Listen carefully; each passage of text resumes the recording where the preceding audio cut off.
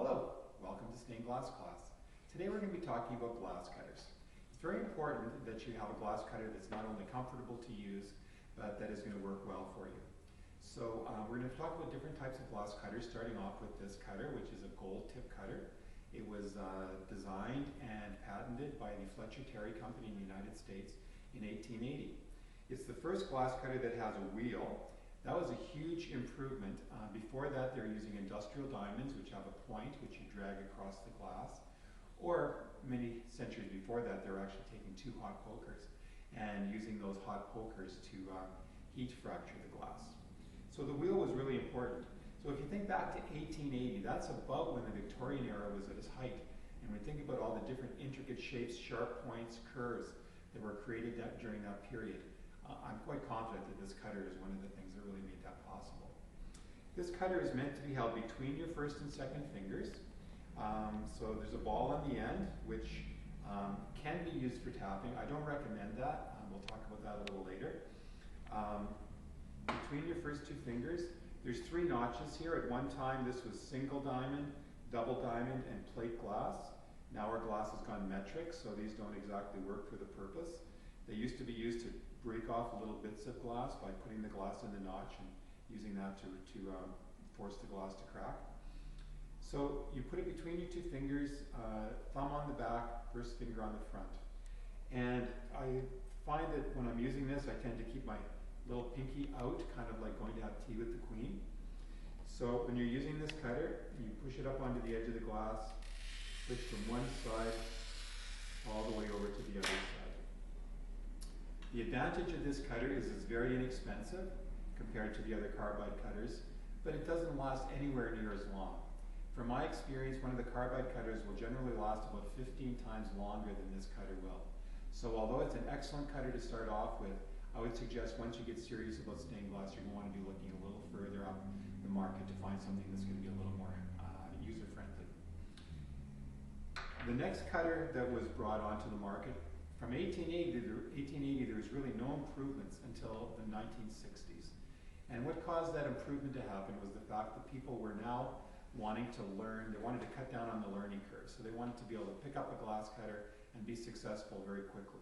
In the past, someone could start off cutting up scrap pieces of glass and throwing them in, to the waste bucket, etc., until they got comfortable with it and moved their way through the cutting process.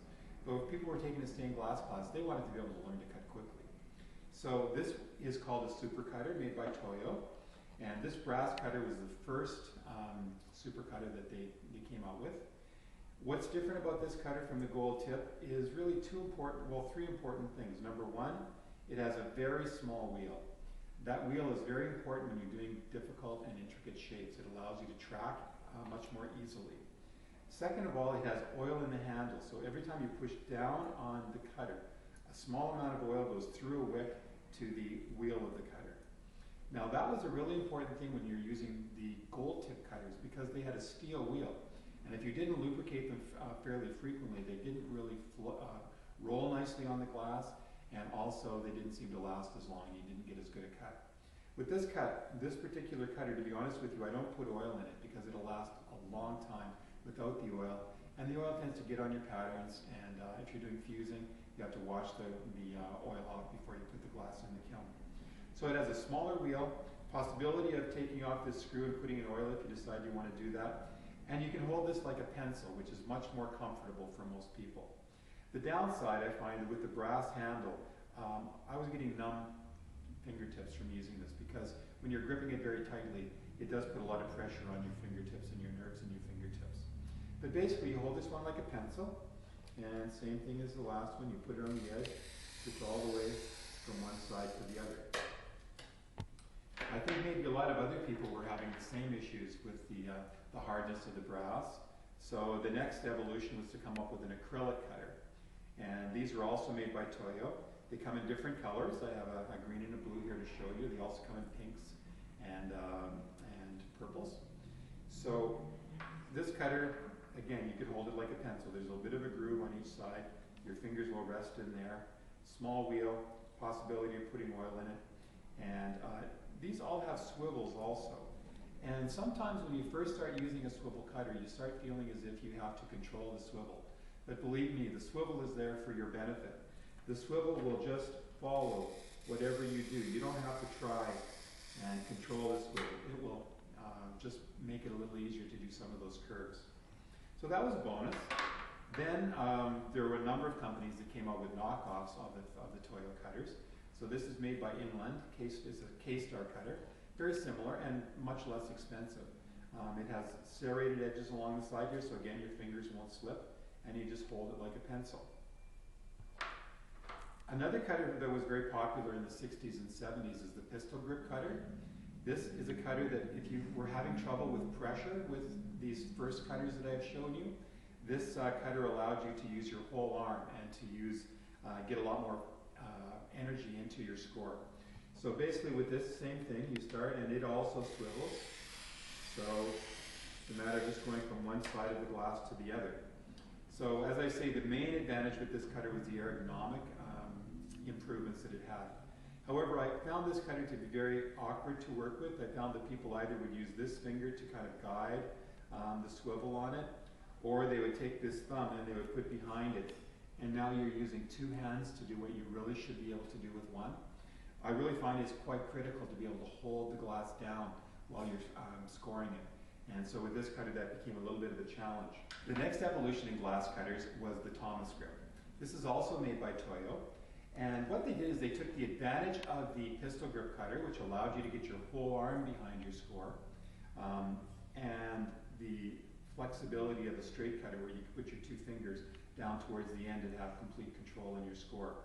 So by having this little saddle here, they call this there, you can put it right in the web of your hand, and so now your whole hand as well as your arm can put pressure on the glass cutter.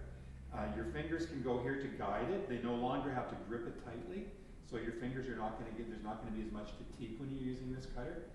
And I have to admit that although I was quite reluctant to try this cutter, once I did, I found that it really was a very comfortable cutter to use. And actually, this is the cutter that I use most frequently today. So one other advantage I find with this cutter is you can actually drag your fingers along to give you extra support while you're using it. So I really like this cutter. Again, it comes in many different colors. And moving one step further, a lot of people found the Thomas grip cutter a little small to fit in their hands.